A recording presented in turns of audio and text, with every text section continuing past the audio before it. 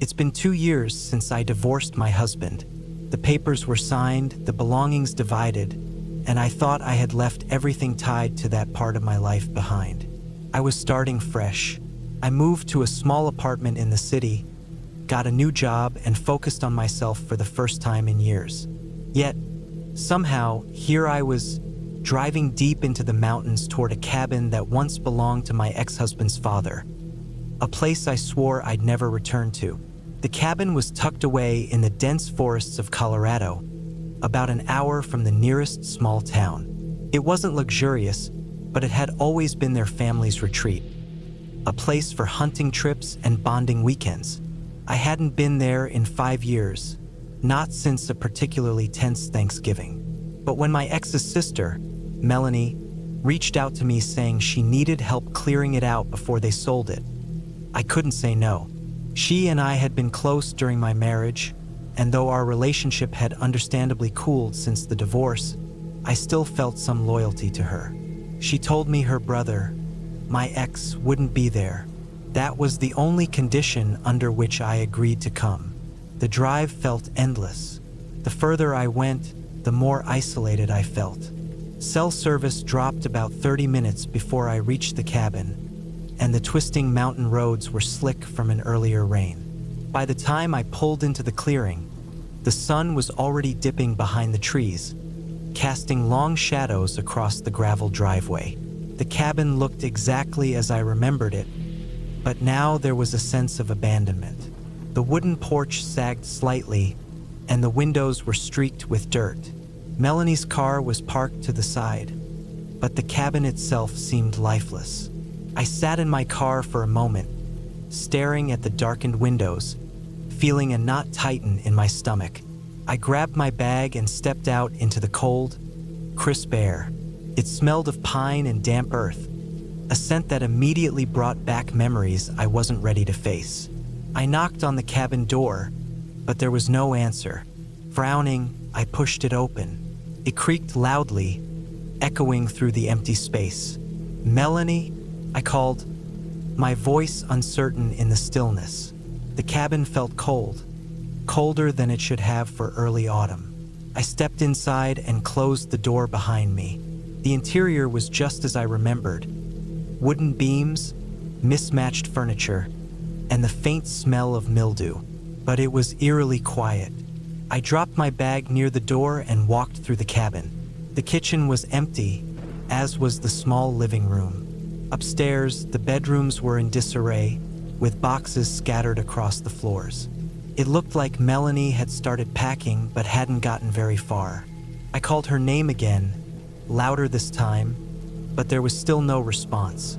Maybe she went into town for supplies, I thought, trying to dismiss the unease creeping up my spine. I decided to wait. I unpacked a few things, lit the wood stove to take the chill off, and sat down on the old couch in the living room. The quiet was oppressive, broken only by the occasional groan of the cabin settling. I tried to read, but my eyes kept drifting to the dark windows. Every sound made me jump: the crackle of the fire, the creak of the floorboards, the rustle of leaves outside. As night fell, the unease turned into something heavier. Melanie still hadn't shown up. I checked my phone, but of course there was no signal. I tried to convince myself that she'd simply been delayed. Maybe the roads were worse than I thought, or she'd decided to stay in town for the night.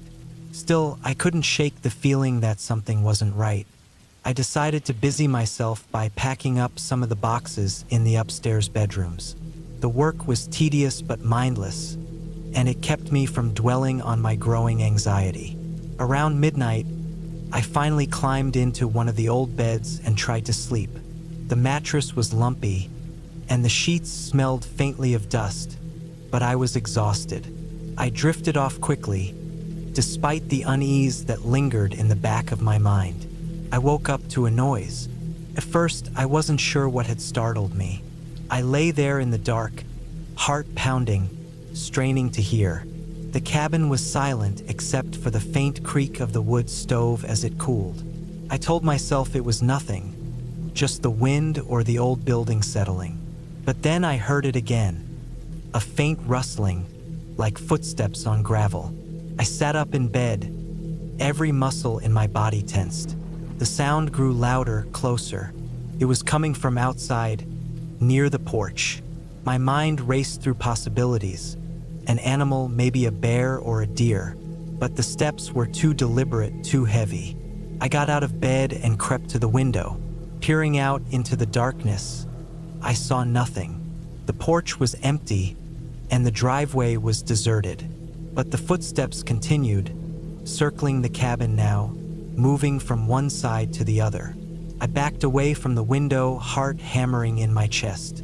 I grabbed the flashlight from my bag and turned it on, the beam cutting through the darkness of the bedroom. I didn't want to go outside, but I couldn't just sit there, waiting. I made my way downstairs, flashlight in one hand, kitchen knife in the other. The living room was dark, the fire in the stove reduced to faint embers.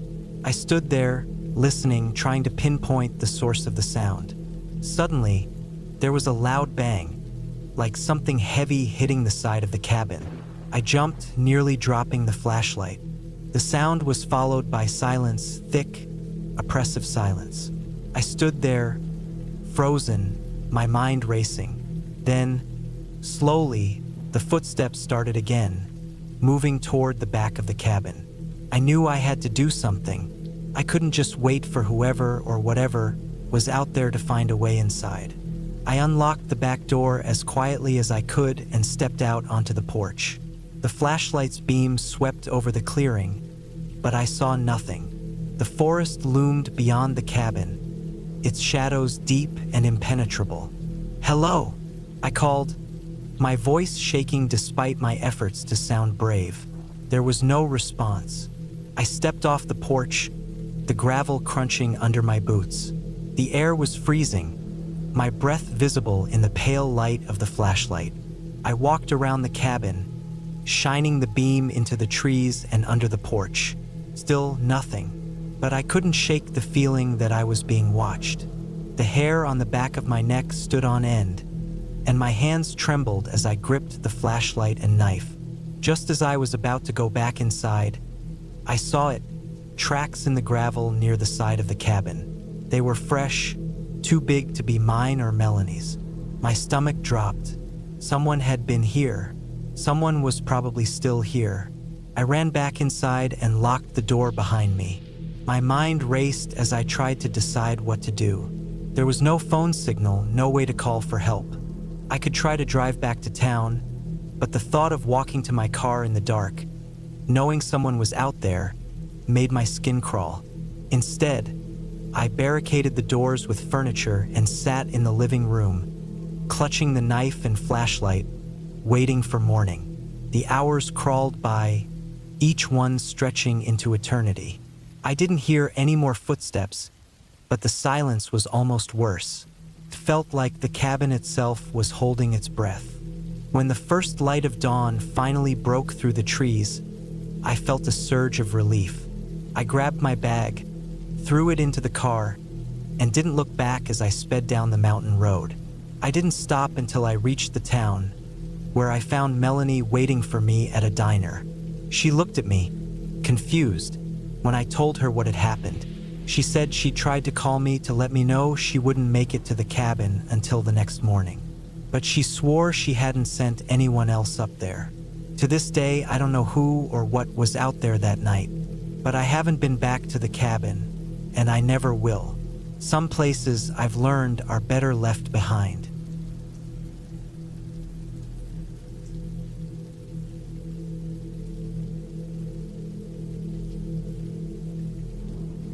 The year was 2015, and I had just turned 27. Life in the city had been suffocating for a while. The constant hum of traffic, the same crowded streets, and the routine of working long hours at a marketing firm left me desperate for some solitude. A friend had told me about a rental cabin deep in the woods of Maine. No Wi-Fi, no cell service, just nature and quiet. It sounded perfect. I booked it for a week in October, when the leaves were at their peak of color, and the air had that crisp bite of autumn. The cabin was owned by an older couple who lived about an hour away. They were friendly enough over email and provided me with simple directions. Follow the main dirt road until you reach the old mailbox with a red stripe. Turn left onto the smaller trail. The cabin is about 2 miles in. The drive up there was peaceful, even though the remoteness started to feel unsettling as I got deeper into the woods. The paved roads turned to gravel and then to dirt with trees arching over like a tunnel. I didn't see another car for miles. When I finally spotted the mailbox with the red stripe, I turned onto the narrow trail. It was barely wide enough for my car, the branches scraping the sides as I drove. The cabin came into view suddenly, like it had been dropped there out of nowhere. It was small but well built, with a weathered wooden porch and a metal roof. There was a small shed out back and a fire pit surrounded by rocks. It was quiet. No birds, no rustling leaves, just stillness. I unpacked my things quickly, eager to settle in before the sun went down. The cabin was as basic as I expected. One large room with a bed, a small kitchen area, and a wood stove for heat. There was no electricity, just a couple of old oil lamps and a pile of firewood stacked neatly by the stove. The bathroom was an outhouse about 20 feet from the cabin. That first night, I fell asleep easily. The silence was so heavy it felt like a blanket, and I drifted off to the sound of the crackling fire. The next day, I spent my time hiking the trails around the cabin. The woods were beautiful, with the ground carpeted in orange and yellow leaves. I didn't see a single person, which was strange but not unwelcome. I liked the idea of having the whole forest to myself. By late afternoon, I had wandered further than I planned. The trees started to thin out, and I found myself in a small clearing. That's when I saw it. A second cabin, smaller than mine and in much worse shape. The windows were boarded up, and the wood was dark with rot. An old rocking chair sat on the porch, swaying slightly in the breeze. Something about it didn't feel right. I stood there for a while, staring, trying to convince myself to turn back. But curiosity got the better of me. I stepped closer, my boots crunching on the frosted grass. As I reached the porch, I noticed the door was slightly ajar. It creaked open with the gentlest push, revealing a dark interior that smelled of mildew and something else, something metallic. Inside, the floor was littered with trash, empty cans, torn blankets, and something that looked like animal bones. A table in the corner was covered in knives, rusty, mismatched, and some too large to be practical. The walls were covered in crude drawings, scratched into the wood with what looked like nails. Most of them were of people, faceless figures with their arms raised, like they were surrendering. I backed out quickly, my heart pounding. This wasn't someone's hunting cabin. It felt wrong, like I had stumbled into a place I wasn't supposed to see. That night, I couldn't shake the unease. Every sound outside the cabin made me jump. The wind in the trees, the groan of the wooden porch. It all felt amplified in the dark. Around midnight, I heard footsteps. They were faint, but distinct, circling the cabin. I held my breath, straining to listen. The steps stopped at the front door, and then a soft scratching sound began. I grabbed the only weapon I had, a fire poker, and stood frozen in the middle of the room, staring at the door. The scratching stopped, replaced by the sound of heavy breathing. I wanted to yell, to scare whoever it was away, but fear kept me silent. The breathing stopped, and after what felt like hours, I heard the footsteps retreating into the woods. The next morning, I found deep footprints in the dirt outside the cabin. They were large, made by boots, and they circled the cabin several times. I decided to leave that day, cutting my trip short. As I packed, I couldn't stop thinking about the other cabin. Against my better judgment, I decided to take one last look before leaving. When I reached the clearing, the rocking chair was gone. The door was shut tightly, and there was no sign that anyone had been there. But as I turned to leave, I saw something hanging from a tree near the edge of the clearing. It was a piece of cloth, tied into a crude doll shape. It was my shirt, the one I had left drying on the porch railing. I ran back to my car, my mind racing. Whoever had been outside my cabin last night had followed me. They had been watching me, close enough to take something without me noticing. As I drove back down the trail, I kept checking the rearview mirror, expecting to see someone step out from the trees. The drive back to the city felt endless, every shadow on the road making my heart jump. When I finally reached home, I locked every door and window. I told myself it was over, that I was safe. But that night, I found another doll made from my shirt, sitting on the windowsill outside my bedroom. I never went back to the woods again.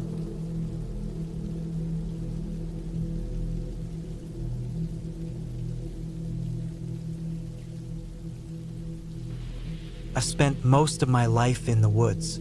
Growing up in Montana, I always found peace in the stillness of the trees and the way the wind carried through the forest like a whisper. My cabin, tucked deep in the Bitterroot National Forest, was my sanctuary. It wasn't much, just a one-room space with a wood stove, a cot, and a small kitchen. It suited me perfectly. I didn't need much company, just the occasional trip into town to pick up supplies and sell firewood. It was early November of 2015 when things changed. The air was cold, and a thin layer of frost coated the ground each morning. The days were short, and the nights seemed to stretch on forever. I liked it that way. Winter brought a sense of solitude I craved. That morning, I was splitting logs out back. The sun had barely risen, and a low fog hung over the forest. My breath clouded in the air as I worked, the rhythmic thud of the axe against the wood echoing around me. By midday, I decided to take a walk. There was an old logging road about a mile from my cabin that I often used to check animal tracks or hunt when I needed fresh meat. I slung my rifle over my shoulder and set out. The woods were silent except for the occasional rustle of leaves or the distant call of a bird. About an hour into my walk, I spotted something unusual. At first, it just looked like a pile of debris, branches, leaves, and dirt, pushed together on the side of the road. But as I got closer, I noticed something off. The shape was too defined, too deliberate. I stopped in my tracks, staring at the mound. My gut told me to turn around, but curiosity got the better of me. Using the butt of my rifle, I prodded the pile. It shifted slightly, revealing a dark, wet stain underneath. My stomach turned as I realized what I was looking at. I carefully brushed some of the debris aside with my gloved hand, and that's when I saw it. A human hand, pale and lifeless, sticking out from under the leaves. I froze. I'd spent enough time in the woods to know when something wasn't right, and this was all wrong. The hand was stiff, the fingers slightly curled, and the skin had a bluish tint. I could feel my heartbeat pounding in my ears as I stepped back, trying to make sense of what I was seeing. After a few moments, I forced myself to look closer.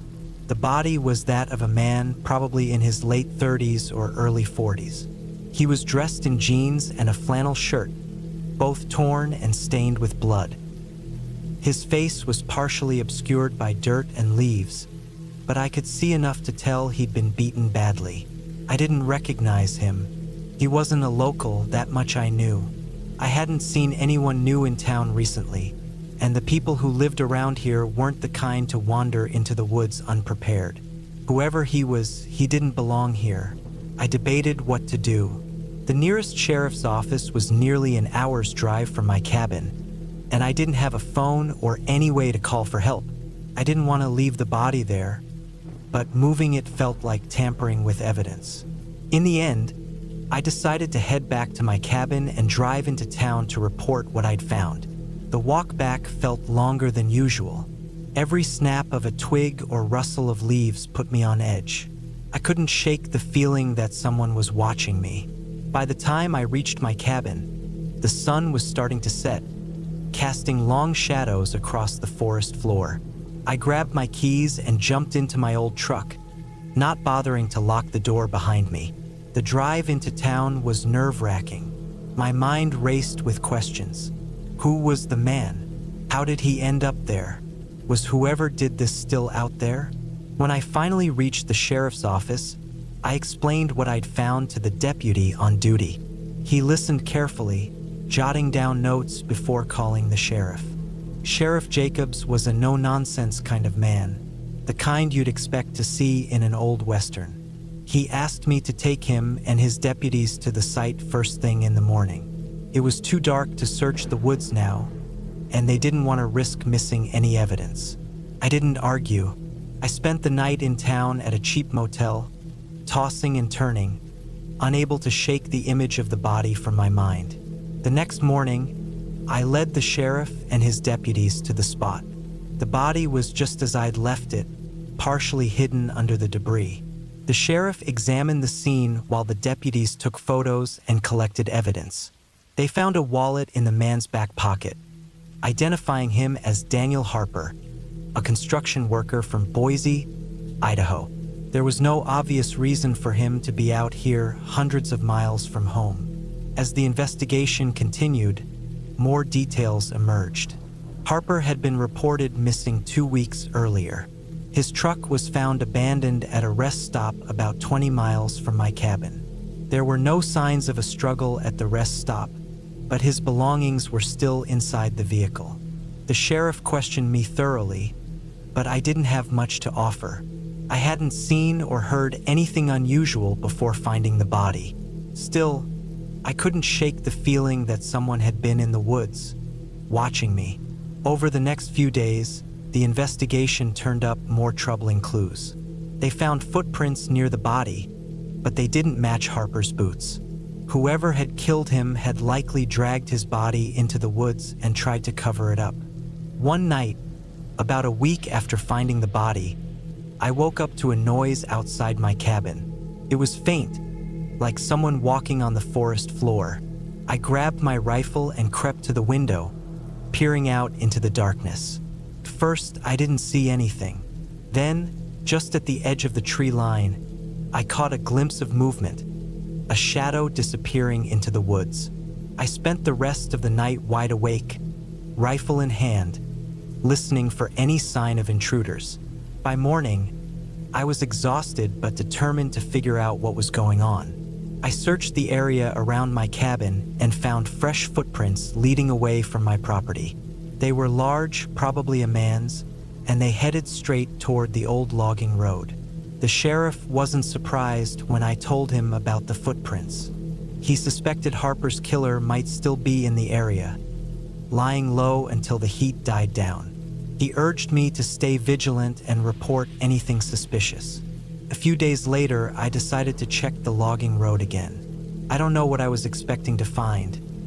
Maybe more footprints or some sign of the person who had been near my cabin. As I walked, I kept my rifle close, scanning the trees for any movement. That's when I saw it.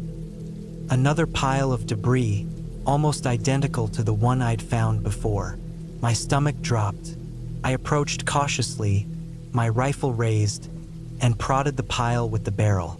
This time, it wasn't a body. It was a bundle of sticks tied together with a piece of rope. A crude warning. I backed away, my heart racing. Whoever had killed Harper wasn't just hiding out in the woods. They were watching me. I didn't waste any time. I drove straight to the sheriff's office and told them what I'd found. The deputies searched the area thoroughly but didn't find anything else. The sheriff posted a deputy near my cabin for a few nights, but nothing happened. The case eventually went cold. They never caught Harper's killer or figured out why he was in the woods in the first place. I moved out of the cabin a few months later, unable to shake the feeling that I was being watched. Even now, years later, I can't forget the look on Harper's face or the shadow I saw outside my cabin that night. Whoever was out there is still out there, somewhere in those woods, watching and waiting.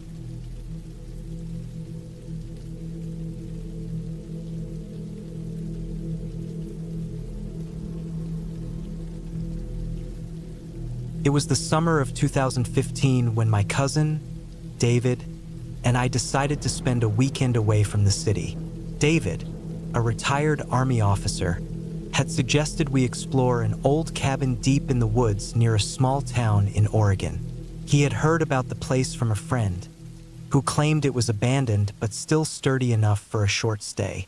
David had always been fascinated by remote, out-of-the-way places, and I figured a weekend of quiet would be a nice break from my routine. I was 27 at the time, and David, 10 years older, had always been someone I looked up to.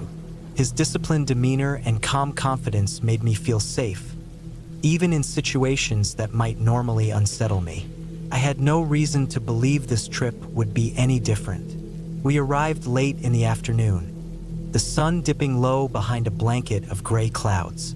The dirt road leading to the cabin was overgrown, barely visible in places. It took nearly an hour to navigate the narrow, twisting path, the trees crowding in so closely it felt like they were watching us. When we finally saw the cabin, I felt a mix of relief and unease. The place was smaller than I had imagined, with weathered wooden walls and a slanted roof that sagged slightly under the weight of moss and decay. The windows were intact but clouded with grime, and the porch creaked ominously when we stepped onto it.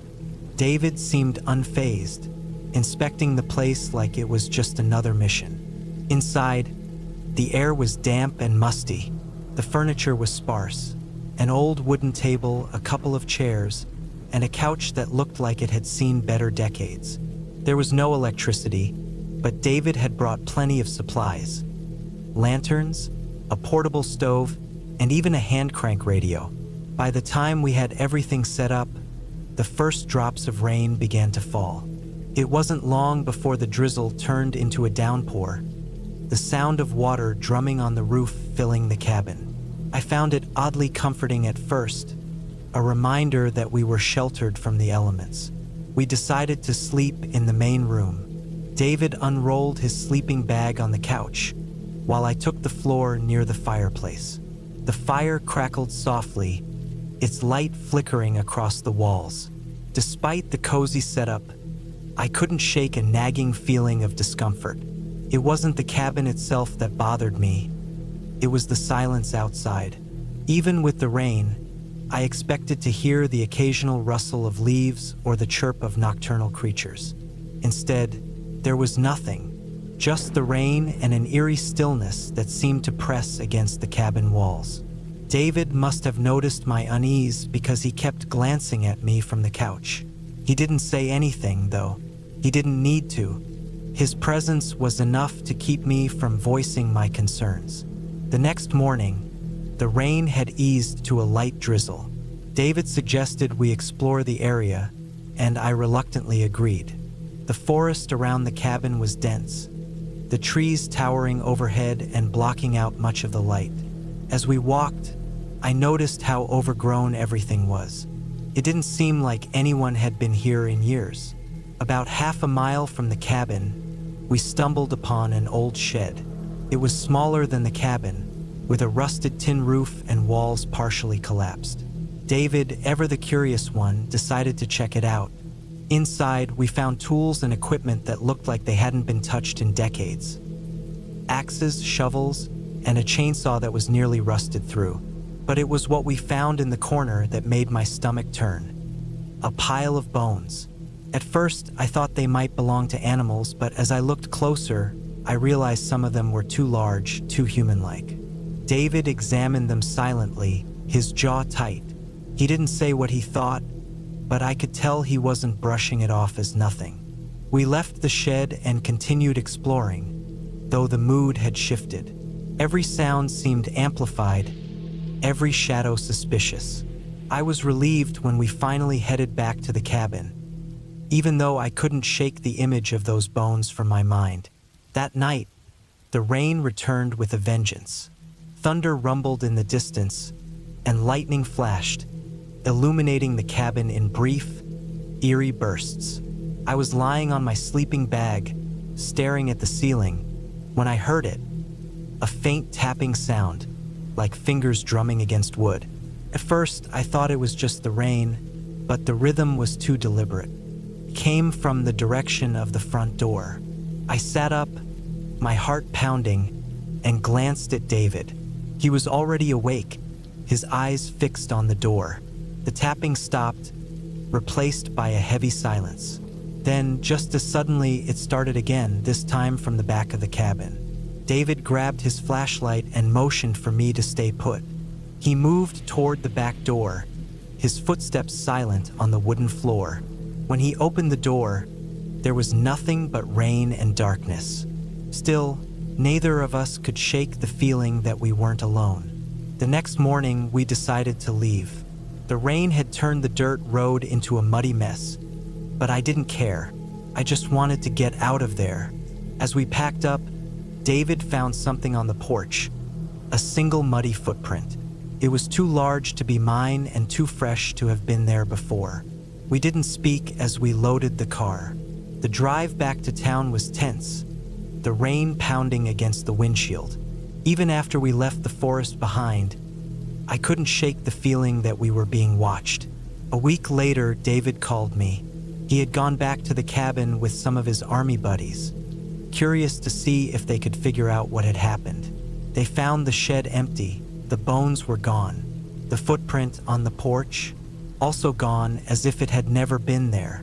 David said he didn't plan to go back again, and I couldn't blame him. To this day, I don't know what we encountered out there, but I do know one thing. Some places are abandoned for a reason.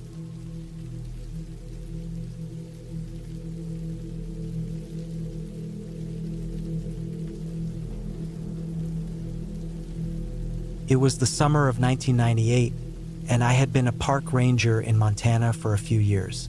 The job wasn't glamorous, but I loved it. The fresh air, the endless forests, and the solitude made it perfect for someone like me. Most days were quiet, patrolling trails, helping campers, and doing the occasional rescue when someone wandered off too far. But there was one place in my section of the park that I always avoided: the old logging cabin deep in the woods. The cabin was left over from the early 1900s when loggers had cleared parts of the forest.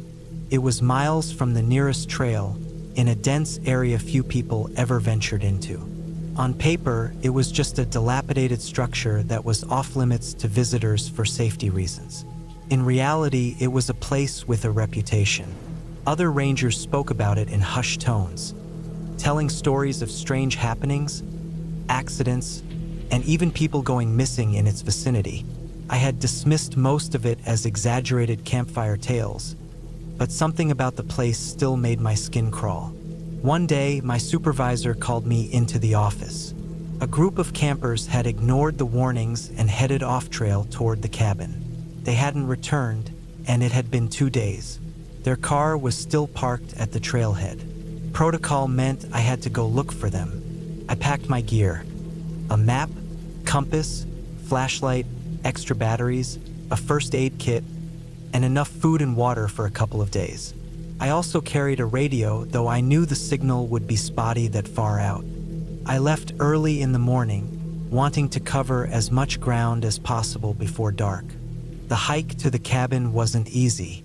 The forest was thick with tangled underbrush and steep inclines. Even with my experience, I found myself sweating and swatting away mosquitoes every few steps. I kept an eye on my compass and the map, making sure I was heading in the right direction. By late afternoon, I reached the general area where the cabin was supposed to be. The trees here were taller and older, their gnarled roots breaking through the ground like veins.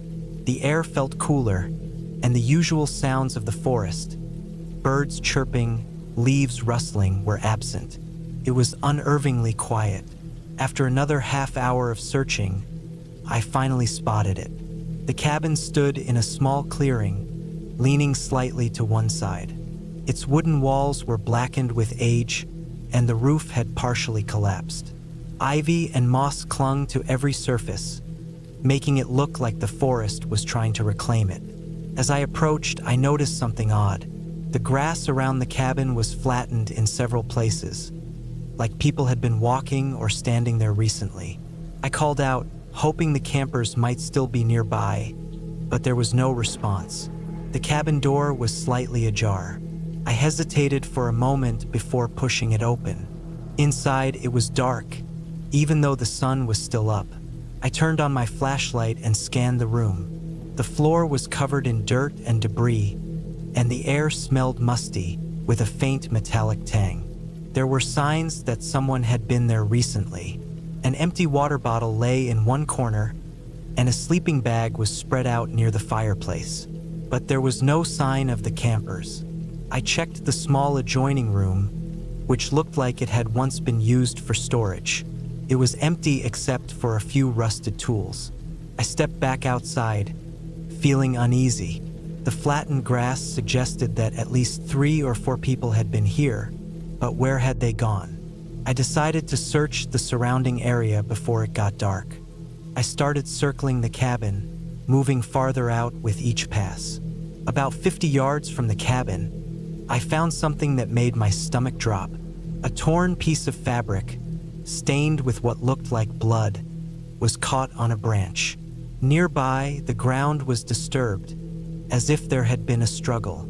I radioed back to the station, but the static was so bad I couldn't tell if my message had gone through. I marked the spot on my map and kept searching, my hand instinctively resting on the bear spray holstered at my side. As night fell, the forest grew even quieter. I set up camp a short distance from the cabin, unwilling to sleep inside it. My small fire felt like the only thing keeping the darkness at bay. I ate a quick meal and tried to rest, but every little sound made me jump. Around midnight, I heard something. It was faint at first, like a low groan, but it grew louder, turning into a strange, rhythmic creaking. It sounded like wood bending under pressure.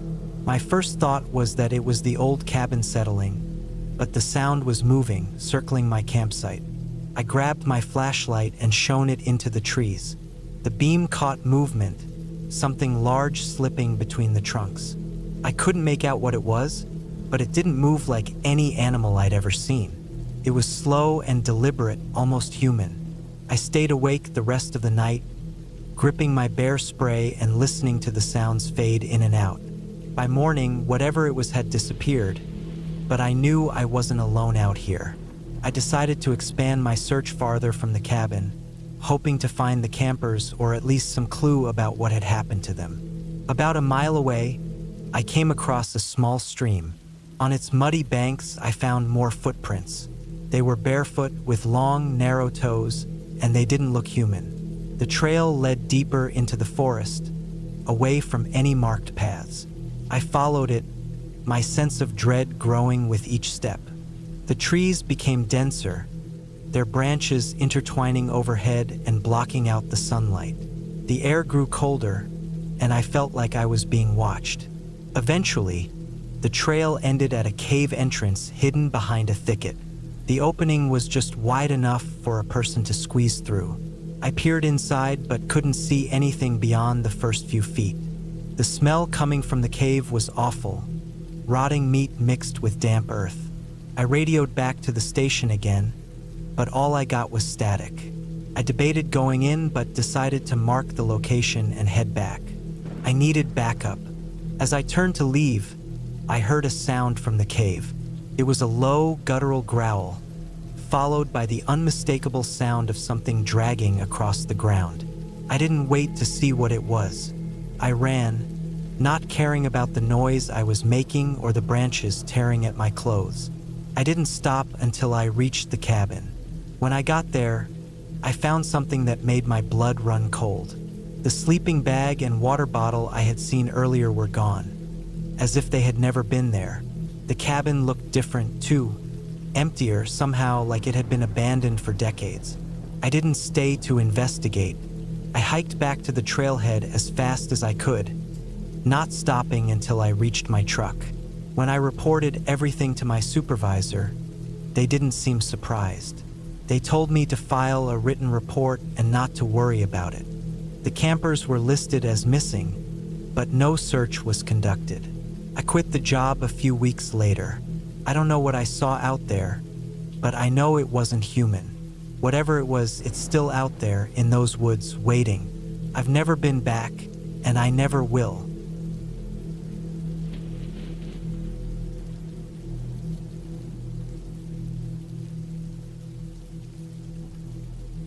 I spent the summer of 2016 working odd jobs and saving up for a trip out west. By August, I had just enough money to spend a week in a cabin I'd rented in the remote woods of northern Michigan. It wasn't a fancy cabin, more of a small, weathered shack, but it was enough for me. I was looking forward to some peace and quiet, time to read, fish, and just be by myself. After months of city noise and cramped apartments, I craved silence. I arrived late in the afternoon. The drive had been long and winding, taking me deep into the forest where the trees grew thicker and taller, their shadows stretching across the dirt road. The cabin was isolated, as promised. There were no neighbors, no signs of civilization. Just the cabin, the woods, and a narrow trail that led down to a small lake. The air smelled of pine and damp earth. The cabin itself was basic but sturdy. It had a single room with a bed, a small kitchen area, a wood stove, and a table with 2 chairs. A door at the back led to a tiny bathroom with a shower that ran on a water tank. Electricity was powered by a generator, and there was no cell service. I was completely cut off, which was exactly what I wanted. I spent the first evening unpacking, making a simple dinner, and settling in. The silence was almost too much at first. It was so quiet that I could hear the faint rustle of leaves outside and the creak of the wooden cabin as it settled. As night fell, I lit a lantern and read for a while before heading to bed. I woke up suddenly in the middle of the night, unsure of what had disturbed me. The cabin was pitch black except for the faint glow of the moon filtering through the thin curtains. I lay still, listening. At first, there was nothing but the usual sounds of the forest, crickets chirping, the occasional hoot of an owl. Then I heard it, a faint sound, like something brushing against the outside of the cabin. I told myself it was probably an animal, a raccoon or a deer. Still, I couldn't shake the uneasy feeling that crept over me. The sound came again, this time from a different side of the cabin, followed by what sounded like faint footsteps on the porch. I held my breath, straining to hear more, but after a few minutes, the sounds stopped. In the morning, I went outside to look around. The ground was soft from rain a few days earlier, and I noticed footprints in the dirt near the porch. They were human, barefoot, slightly uneven, as if the person had been limping. My stomach tightened. I looked around but saw no one. The forest was quiet and still, the sunlight streaming through the trees. I told myself it was probably some local who had wandered too far, or maybe someone camping nearby. But as I stared at those footprints, the unease from the night before returned. I spent the day trying to shake off the weird feeling. I hiked along the trail to the lake, fished for a few hours, and cooked the fish over a small fire pit outside the cabin. I told myself I was being paranoid. The woods were vast, and people occasionally got lost or wandered through areas like this. That night, I locked the door and propped a chair against it, just in case. I also made sure to keep the lantern and a knife within reach. Sometime after midnight, I woke up again. This time, there was no mistaking the sound: slow, deliberate footsteps circling the cabin. My heart pounded as I lay frozen in bed, gripping the knife. The footsteps stopped near the window, and I could feel someone or something standing there, just on the other side of the thin curtain. I didn't move. I barely breathed. After what felt like an eternity, the footsteps moved away, fading into the woods. By morning, I was exhausted but determined to figure out what was going on. I searched the area around the cabin again and found more footprints, along with what looked like marks on the window, as if someone had been pressing their hands against the glass. I decided to cut my trip short. I didn't have a phone to call for help, but the nearest ranger station was about 5 miles away, down the main dirt road. I packed a small bag with water and snacks, planning to hike there and let them know what had happened. The hike was uneventful at first, but about halfway to the station, I got the feeling that I was being watched. The forest seemed quieter than usual, the air heavy and still. I stopped several times, turning to look behind me, but I saw nothing. When I reached the ranger station, it was empty. A note on the door said the ranger was out on patrol and wouldn't be back until the next day. Frustrated, I decided to wait there for a while, hoping someone might show up. As the hours passed and the sun began to set, I realized I couldn't stay there overnight. I didn't have a sleeping bag, and the thought of being stuck in the dark with no way to secure the station made me uneasy. I decided to head back to the cabin, promising myself I'd leave first thing in the morning. By the time I got back to the cabin, it was nearly dark. I locked the door, barricaded it with furniture, and kept the knife close. I didn't bother trying to sleep. Around midnight, the noises started again. Footsteps, faint at first, then louder. Whoever it was, they weren't trying to be quiet anymore. The footsteps circled the cabin, slow and deliberate, stopping occasionally as if the person was listening. Then came the sound of the doorknob rattling. My breath caught in my throat as I gripped the knife tighter. The door held, but the rattling continued, growing more forceful. Suddenly, there was a loud bang as something heavy hit the door. I jumped, my heart racing. The banging continued, each hit more violent than the last. I could hear the wood creaking under the pressure. Then, just as suddenly as it had started, it stopped. The silence was deafening. I stayed awake the rest of the night, waiting for the noises to start again, but they didn't. When the first light of dawn broke, I grabbed my things and left. I never figured out who or what had been outside the cabin. When I reported the incident to the local authorities, they didn't seem particularly concerned. They told me it was probably a drifter or someone living off the grid, though the idea didn't bring me much comfort. Even now, years later, I still think about those nights in the cabin. I've gone camping since, but never alone, and never without a way to call for help. I can't help but wonder what would have happened if that door hadn't held, or if I'd stayed another night. Somewhere out there, in those dark, endless woods, someone or something is still watching.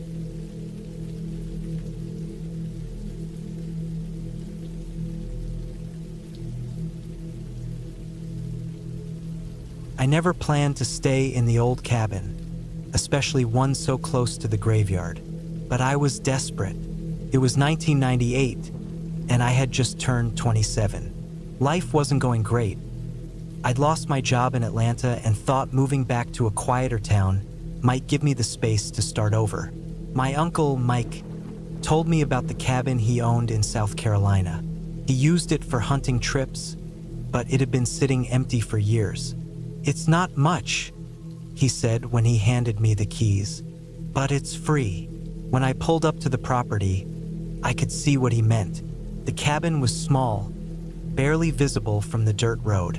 The wood was weathered and gray, the roof sagging slightly in the middle. But the place had electricity and running water, and that was all I needed. What I didn't realize until I stepped out of the car was how close it was to a graveyard. The cemetery wasn't huge, maybe 2 or 3 dozen tombstones scattered on a patch of land just behind the cabin. The oldest markers leaned sideways, their engravings worn smooth by time. Some of the newer stones were polished, with names and dates I could still read. I didn't love the idea of living next to a graveyard, but I figured it wouldn't bother me. After all, it wasn't like anyone buried there could cause me trouble. The first few days were uneventful. The cabin was quiet, surrounded by thick woods on 3 sides. At night, I'd sit on the porch and listen to the sounds of crickets and frogs. It was peaceful, in a way that almost made me forget about the graveyard behind me. Almost. But then little things started to bother me. One morning, I noticed something strange by the back door. A line of fresh dirt stretched across the porch, like someone had dragged a heavy sack through it. I figured it was an animal, a raccoon maybe, but when I checked for tracks, I didn't see any. Another time, I found one of the tombstones tipped over. It wasn't one of the old ones either. It was one of the newer, sturdier stones. I couldn't figure out how that could happen. There hadn't been a storm, and it didn't look like anyone had been out there. The strangest thing, though, was the smell. Late at night, I'd catch this faint, rotting odor like spoiled meat. It was never strong, just enough to make me wrinkle my nose. Came and went, and I couldn't figure out where it was coming from. About a week in, I decided to do some cleanup around the property. I was clearing out brush near the edge of the woods when I noticed a patch of ground that looked off. The dirt was softer, darker, like it had been turned recently. I thought maybe it was just a hole an animal had dug, but when I poked at it with a stick, the stick sank deeper than I expected. Curious, I grabbed a shovel from the shed and started digging. At first, I thought I'd hit a tree root, but when I cleared away more dirt, I realized it wasn't wood. It was a piece of fabric, thick, dark, and stiff. I froze. Part of me wanted to stop, to just fill the hole back in and forget about it. But my curiosity got the better of me. I kept digging until I uncovered what was beneath the fabric. It was a bag. A big, heavy bag tied shut with a thick rope. My hands were shaking as I pulled it out of the hole. It stank worse than the smell I'd noticed at night. I knew I shouldn't open it, but I had to. Inside was meat. At least I thought it was meat at first. But then I saw the shape of a hand, a foot. It wasn't meat, it was a body. I stumbled back, dropping the bag and vomiting into the dirt. My head was spinning. I couldn't process what I just found. Who had buried it there? And why? I ran back to the cabin, locking the doors and windows. I sat in the living room, my heart pounding. I thought about calling the police, but I hesitated. What if they thought I'd done it? I was new in town. I had no alibi. That night, I barely slept. Every creak, every rustle outside made me jump. I couldn't stop thinking about the bag. By morning, I'd made up my mind. I had to get rid of it. I waited until dark to drag the bag deeper into the woods. I didn't want anyone to see me. The smell was unbearable, and I had to fight the urge to vomit again. I dug a new hole as deep as I could and buried the bag. When I was done, I was covered in sweat and dirt. I felt a small sense of relief, thinking it was over, but it wasn't. The next night, I noticed something strange outside, a figure standing at the edge of the graveyard.